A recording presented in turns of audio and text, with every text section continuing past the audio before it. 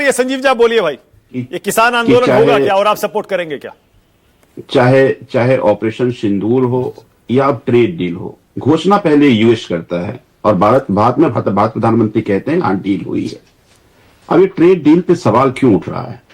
पहले तो प्रधानमंत्री अपने जितने भी एनडीए पार्टनर जितने भी सांसद थे सबको बुला करके मेला पहन लिया, फिर कहा कि बहुत बड़ा फायदा हुआ है, बहुत बड़ा फायदा हुआ, बहुत बड़ी जीत हुई। भाई सांसदों ने पूछा संसद में क्या जीत हुई, आखिर क्या डील हुई? बोला अभी डील पे साइन नहीं हुआ है, सारी बातें बाद में आ जाएगी। तो अरे भाई बड़ी जीत हुई तो जीत हुई कैसे, ये तो बताएंगे ना। और अगर जीत होती तो बताते। ना तो पार्लियामेंट में मिनिस्टर कुछ बता पाए, ना प्रधानमंत्री कुछ बता पाए। ये बातें हमें फिर यूएस से पता चला। यूएस के ट्रेड रिप्रेजेंटेटिव ने कहा कि भाई $500 बिलियन की इंपोर्ट की बात हो, एक्सपोर्ट की बात हो, चाहे ऑयल की बात हो, कुछ कुछ चीजें हमें यूएस पता चला। फिर जब यहां लोग सवाल पूछने लगे तो टुकड़े टुकड़े में जवाब आ रहा है और उसमें कोई क्लैरिटी नहीं है। फिर कहते हैं जब ट्रेड डील जब साइन हो जाएगी तब फायदा हो जाएगा। बताइए आपको समझ में आता? मुझे तो समझ में नहीं आता। इसका मतलब दाल में कुछ काला है। और मुझे लगता है कि कुछ एक्सपर्ट ये कह के अंडरमाइन करने की कोशिश करें कि हम 40 साल से ट्रेड को फॉलो कर रहे हैं तो मैं ही जानता हूं। फिर कोई कह दे नहीं जो हम यूएस के ब्रांड को जानते हैं, मैं यूएस गया हूं तो मैं यूएस नहीं गया, ना मैं ट्रेड को ट्रैक करता हूं। मैं एक सामान्य जनता हूं देश का। हम एक्सपोर्टर से बात कर रहे हैं, हमें पता चल रहा है कि एक्सपोर्टर कितने निराश हैं। पूछिए गुजरात के कपास के किसानों क्या हालात हैं। गुजरात के किसान पिछले 1 साल से सड़कों पर आंदोलन कर रहा है। वो कह रहा है कि अगर आप टैरिफ 0 कर रहे हैं तो हमारा नुकसान होने वाला है। जरा सो एक बार दर्द समझ लीजिए ना, फिर एक्सपर्ट समझ में आएगा कि वास्तव में हमारे किसानों को इससे क्या नुकसान होने वाला है। आप एक्सपोर्ट ट्रैक करते रहेंगे, ट्रेड ट्रैक करते रहेंगे, यूएस के मैन्युफैक्चरर और दुकानदारों से बात करेंगे, अपने किसान से बात नहीं करेंगे, अपने एक्सपोर्टर से बात नहीं करेंगे। एक बात बताइए, आप ये कह रहे हैं अगर मान लीजिए भाई $500 मिलियन की मान लीजिए आप वहां से एक्सपोर्ट होता है और फिर बीजेपी प्रवक्ता ये कह रहे हैं कि हमने एसबीआई का रिपोर्ट पढ़ा है, ट्रेड सरप्लस होगा। कैसे होगा भाई, जरा विस्तार से समझाओ हमें। आप लगभग टोटल जो इंपोर्ट था उसके करीब पहुंच के यूएस से केवल इंपोर्ट करा रहे हैं और आप कह रहे हैं हमें फायदा हो रहा है। तो ये जो अच्छा शरद बोलिए जवाब दे रहे हैं आपका। एक सेकंड पहले शरद बोलिए मैं तो अच्छा बोलिए एक सेकंड शरद एक सेकंड आप बात पूरी करिए एक सेकंड संजीव जी बात पूरी करिए। ये जो भाई साहब हैं ये कौन सी पार्टी के हैं, ये मैं इनको बताना चाहूंगा कि क्यों वहां से जवाब आया। वो जवाब ले लें कि वहां से क्योंकि बॉल उनके कोर्ट में थी। अरे भाई लड़का लड़की का भी रिश्ता होता है तो जिसने हाँ ना करनी होती है वही जवाब देता है ना। हमारी तरफ से हाँ हो गई, उनकी तरफ से हाँ होनी है तो जवाब तो वहीं से आएगा कि हम बार बार अपनी तरफ से हाँ करते रहेंगे।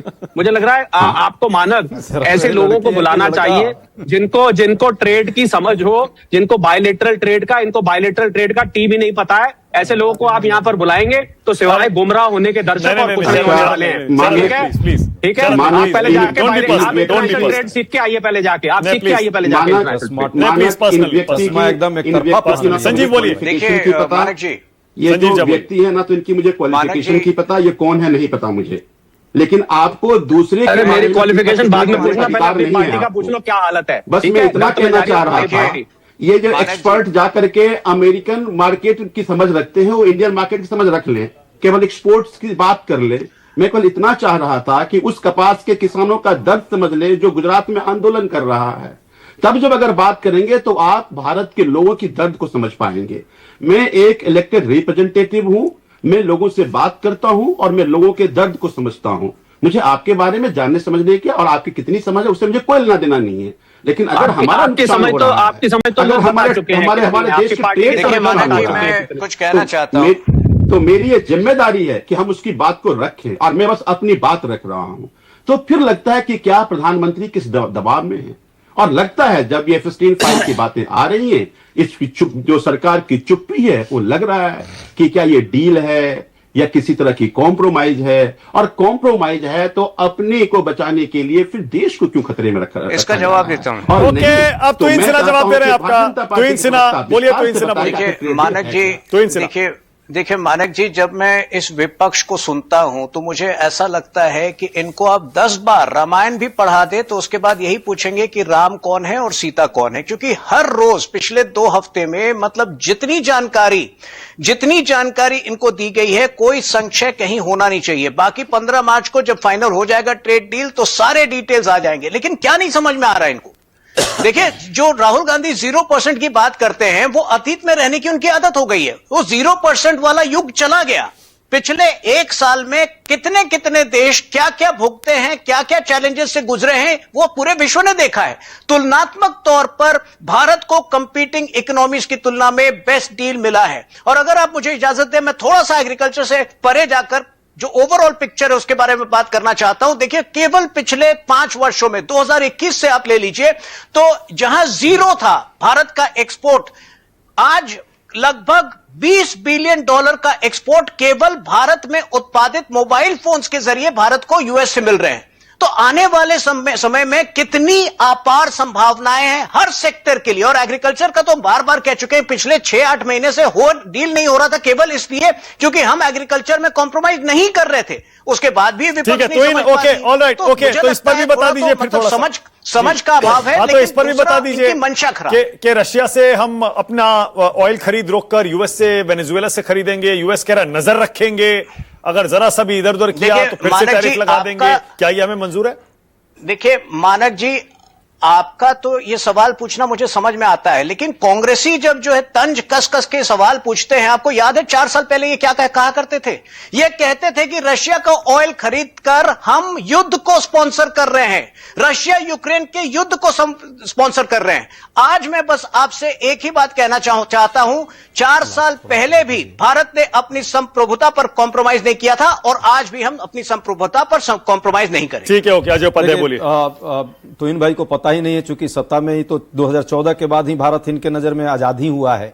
71 में बहुत प्रेशर था अमेरिका का, और उस समय क्या हाल हुआ, इंदिरा जी ने किस तरह से पाकिस्तान को 2 टुकड़े में की थी, पनडुब्बी आ गई थी बांग्लादेश की खाड़ी में। क्रायोजेनिक इंजन पर 1992 में जिस तरह से प्रतिबंध लगाने की बात आई, फिर भी हम नहीं पीछे हुए और आगे बढ़े। मैं वाजपेयी जी के, आपके ही सरकार का कम से उन्हीं की प्रशंसा कर लीजिए, उन्होंने भी परमाणु विस्फोट किया, उस पर भी हम नहीं रुके। और मनमोहन सिंह आंख में आंख डाल करके समझौता किए थे। आपको पता ही नहीं है परमाणु करार किस तरह से हम लोगों ने माहौल बनाया, इक्वल फुटिंग पर जाकर के।